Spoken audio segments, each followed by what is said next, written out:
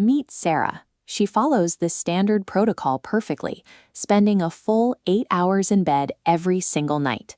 Yet she begins every morning by aggressively slapping the snooze button, feeling physically destroyed. The exhaustion lingers long after she gets up. Her eyes feel heavy, a thick brain fog settles over her morning, and by 2 p.m. her energy levels completely crater. It's a discouraging cycle. You do exactly what society says is necessary for health, yet you still feel like you're fighting your own biology just to stay awake. This reliance on the 8-hour benchmark is actually masking a systemic failure in how we understand the way the human body recovers. When chronic fatigue sets in, most people blame inherent laziness or assume their body simply requires 10 or 11 hours of sleep to function.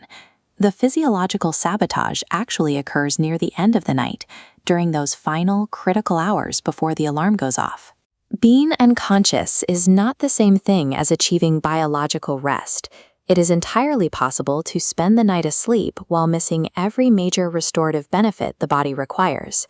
To fix this, we have to move past measuring how long we stay asleep and start examining which biological tasks the body is failing to complete.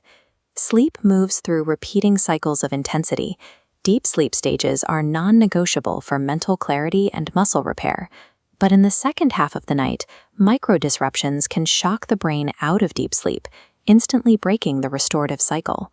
When these disruptions happen repeatedly, the body's maintenance crew never gets to finish its work. You've put in the time, but the repairs never happened. Many disruptions are triggered by late-night habits. Eating a heavy meal, a sugary dessert, or consuming alcohol close to bedtime creates a delayed reaction. These inputs cause blood sugar to spike, then plummet into a deficit exactly when your body tries to reach deep rest. The body responds to this crash as an emergency, releasing stress hormones that act as an internal alarm clock. Processing heavy fuel late at night forces the body to manage an active metabolic crisis instead of powering down for maintenance. Your core body temperature must drop to initiate deep rest, but warm bedrooms, heavy blankets, or late-night digestion block this transition. The trapped heat prevents the required thermal baseline, forcefully rejecting the brain from restorative stages. Regulating your thermal environment is just as essential to waking up refreshed as the time you choose to go to bed. The standard response to morning fatigue is to extend sleep duration to 9 or 10 hours, but adding more time to a broken process rarely solves the exhaustion. The most effective solution is to implement a strict 3-hour gap between your last meal and your bedtime.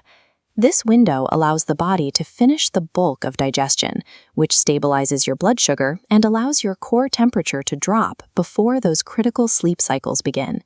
This requires a shift in perspective. The goal is to aggressively protect the quality of the 8 hours you already have.